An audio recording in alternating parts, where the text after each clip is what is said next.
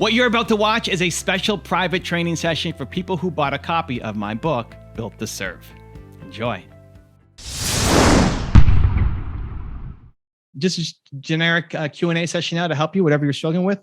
And let's open it up. So Zoom user in the house. Welcome aboard, Zoom user. What do we got? Evan, my name is Lilibet Nieto.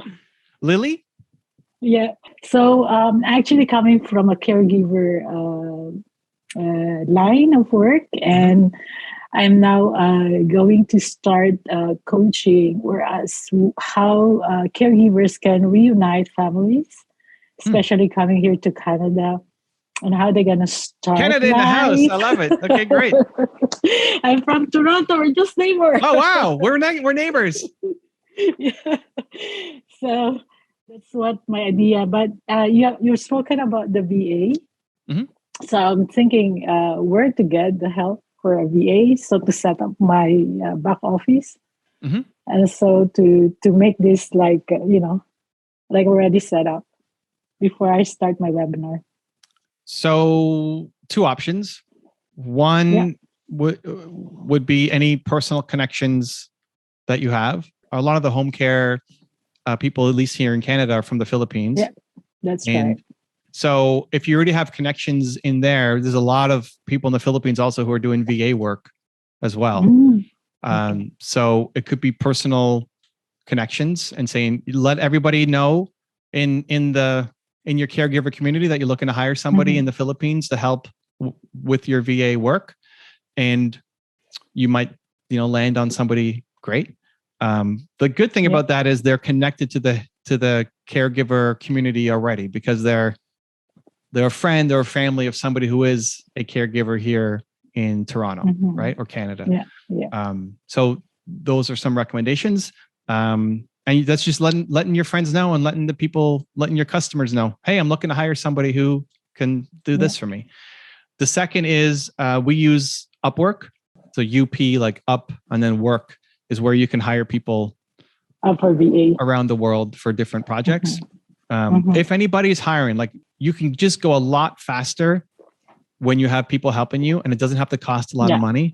Like when I was giving the advice to Maria, I could have said, hey, Maria, you go out and make this list, and you go out, and she's already rolling her eyes. She could do it, but for the amount that it's going to cost her, it's just not worth it, right? It's just not worth it for her to put the list together and email people. But for her to be on the first call, absolutely. Like, we don't want Dylan on. Is anybody here named Dylan? I don't think so. We're using Dylan as an example. Okay. We don't want Dylan to be making the first call because he probably won't know what to say. We need that to go to Maria. So like, where is the highest leverage for her? Part-time worker overseas. Just makes a lot of sense. And for a lot of people, like, that's a great job. A lot of the people who work for me did not like their job prior, might have been traveling 2 or 3 hours out of town, like each way to get to their job and come back to do some call service, call center service work. You're going to treat them like a human being, like their boss. I mean, most bosses suck. So here you are, like, actually caring about them. So it's a great life for them as well. Not just, you get work off your plate. So yeah, Upwork is great. What I'd recommend for anybody who's looking to hire on Upwork is even just hiring period, work on something small together first. Work on something small together first. Make sure you like them. Make sure there's a good vibe there. Make sure they're skilled. They're doing the work well. They're not, taking longer than they should. They're not asking dumb questions or asking no questions, right? Like, it's a good vibe. And so when we hire, we might end up hiring 10 or 20 people for a position where we have one opening, and it's paid. So like, it's not just volunteer for us, but we'll pay them to do a trial job. And whoever, really, Nina's the asset test now. Like, if you're going to work at our company, you have to get along with Nina. Or there's problems. So hey, if you like work, if Nina likes working with you, boom, you're hired. Let's go. And you have the skill set, obviously. But it's in that, we'll hire people for up to 5 hours on a job we think should take 2 hours. Wow, amazing. And then if the person who we like working with the most, who also brings, does the job obviously, but it was a pleasure working with, then we'll go deeper with them. And that's what I love doing. Like for me, it's still vibe first. And then this is like for Sumit here, and he's still around, but when you're hiring, it's vibe first too, like heart first. Yeah. He's there, he's on his phone. Mm-hmm. Like heart first on the hiring, and then still head. You're not just hiring somebody because you love them and you think everything's going to work out and be amazing. They still have to be able to do the job, but heart first. Like if you went to work and you love the people you're working with, then a lot more great things can happen. I mean, like I see Zane here. When Zane and I were talking about him and Movement Makers and being involved, helping in the early, the intros for it, and being the Built to Serve coach. I wasn't looking for a Built to Serve coach.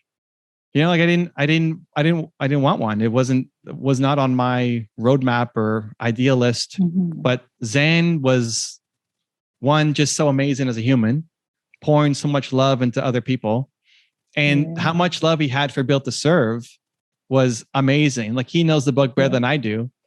He's like, page 85. Here's what it says. He's got copies that are falling apart because he's read it so much. Like the pages are falling out and all over the place. It's just like, I love this human. I need to do something with him. Like I need to find a way to do something more with him. And so that it led to this, right? So I think you should vibe first. And so you won't know that just by a cover letter. It's also like the recommendation to Chris to actually fly out or drive out 8 hours to go see the guy, because he can feel like the heart. You'll get a better structure and a better deal likely than even definitely over an email, but then doing it over a Zoom. Yeah. Thank you so much. I have a technical question though.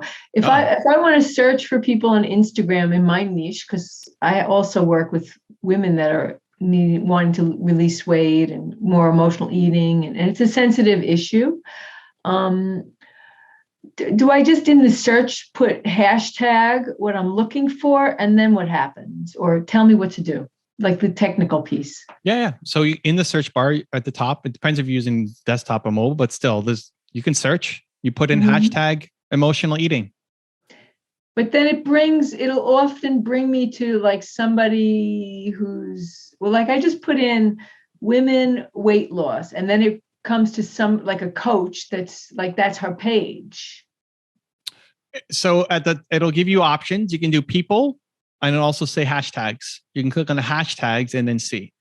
Okay. Another way around it is when you're searching like woman weight loss, don't put a space in there, because hashtags can't have spaces, right? Okay. I mean, sometimes underscores, whatever, but you will get a mix of people who are also doing what you're doing. Those are the people that we want to skip. Okay. Right. So like more than one comes up, like you go to different hashtags, or when you go to that hashtag, does it open up all? I'm sorry. I'm like really learning how to do Instagram. Yeah. No, it's good. When you click on the hashtag, it'll show you what the top posts are for that thing. And then the most recent posts as well. Oh, it'll show me the posts. Okay. And then you can click on them and see. So you're going after the people who are not like you, unless you have a model, right? Like maybe part of Chris's new business could also be helping other people who are trainers train better. Like if he's searching up dad bod, he'll get some people who are also trying to promote their personal training business. Yep. And he could reach out to them and say, hey, I've been doing this for X number of years. If you need help growing your business, I'm happy to hop on a call and help you. Right. So that's a different model. I don't know if Chris wants to go after that audience or not. Other trainers. He's like, maybe. Like, cool. Like ditch it. I don't care. Options, right? So if they're your competition and you don't have anything to help them with, then you skip them and move to the people. Same thing for you. Like you'll have emotional eating as a hashtag, and you get some people who are deeply in it and are frustrated with it and are just seeking some kind of validation or emotional support by posting on Instagram. And that's a very empathetic outreach. You have other people though who are making fun of it, who are posting like a cartoon or a funny meme, and so then you lean in on the humor and you can say, hey, but if you actually struggle with this, I could help you. And and the goal is to flip them. And so just play with both and then see which one one feels more natural and heartfelt for you, and two, where you're getting results from people. Yeah. I have one more question, if that's okay. Yep. So my work really lends itself to working in collaboration with nutritionists, with, I'm a food psychology coach, but I work really with the addictive piece. So doctors, people that have clients that are struggling and they know what to do, but they just can't do it. Mm-hmm. So is that something on Instagram that I would do? Like maybe reach out to people with those niches also and see about some form of collaboration? Yep. Instagram and maybe LinkedIn. This is where I would see like the challenge is the people who are at the top probably aren't making a lot of content. Like the top professionals in almost any field are not making a ton of content, most of them. So are the top doctors making a ton of Instagram content? Probably not. Maybe. But in professional fields, doctors, lawyers, accountants generally really suck at making content. They're just all referral-based business and they're not out there. Now, some are, but for the most part, they're not. But you could, like if you put nutrition tips or nutritionist, as a search in Instagram, you'll see who's posting. All of those people they're giving their nutrition tips or they're a nutritionist. You have to do a little bit of work to see how, is this person of a certain level? I don't know how they're just getting started. Maybe it's not worth the time. But it's a great way to find partners for your business, especially if it's anywhere in the US. Like if you can partner with somebody in LA or in balmy Cleveland. Yes. It's a great way to be able to find people and set up some partnership arrangements. You'll just get a bunch of people who also are at the early stage of their company and may not be able to give you a lot of referrals. So it might be some tire kicking there until you find the ones you can gain a sense. Like, do they have their own location? Do they have a retail center? Do they have a place you can actually go visit them? Or is it just a home office or all online? Just to have some criteria for who you work with. But I love partnerships because they can, instead of going one to one to one to one, now you're targeting one person. They can introduce you to 10, 100,000 people. Yeah. Well, when I had my brick and mortar business, my best referral was through a naturopath clinic because they had me go there regularly, meet the clients, and they, they weren't able to do what the naturopath was asking them to do, and I was helpful in helping them do that. Could you do that anywhere in North America? Yeah, virtually. Yeah. Honestly, it might even be better since you've already done that with naturopath clinics.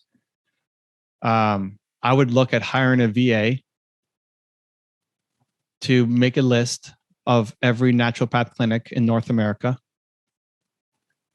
and then give them a Maria Lipuma email address. Dylan at Maria Lipuma. And now Dylan is emailing everybody to say, hey, would you like to talk to Maria about this? Right. That's great. And you create a little script for them to send off. Like Dylan is not a full-time person at your company. Dylan's just researching and sending out emails from your company. And then when they say yes, most people will ignore it or goes to spam or whatever. Great.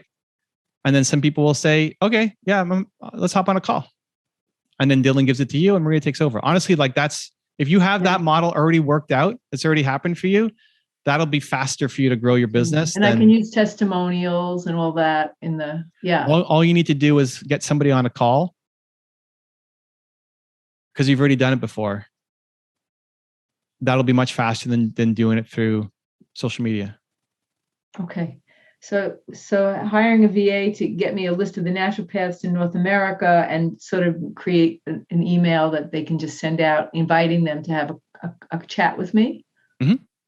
Okay, great idea. Thank you, Evan. Oh, thank you so much for what you bring. I'm just amazed by you. You're an amazing, power of example. I know I'm embarrassing you, but really, I'm going to turn this red now. I'm going to turn that color on my face now because of you, Maria. But listen, as much as I love content and YouTube, it's not always the best next step, right? Like honestly, for you just need to have enough of a profile that if they look you up on Instagram, there's something there. or YouTube. Like there's something there. If I put in your name, like who is this Maria person? Is she legit? There's something there that shows enough of what you do. Yeah. And then the VA is making the email list. You have to make the email. Don't expect them to write the email, right? You make the email, and then the VA is sending out the email. And they're gonna, how many naturopath clinics are there in North America? God, I mean, crazy. A lot. Yeah. I mean, in the next 2 towns around here, there's a lot. Yeah. So if you have if you get 1% of 1% of 1%, you already have more business than you know what to do with. That's great. Yeah. Oh, thank you so much. That's wonderful. Great advice. If you want to get a copy of Built to Serve and join us live for our next training with me to ask your questions, you can go get the book right there next to me, right there. I'll see you there. I'll see you to get the book. It's a good one. Much love.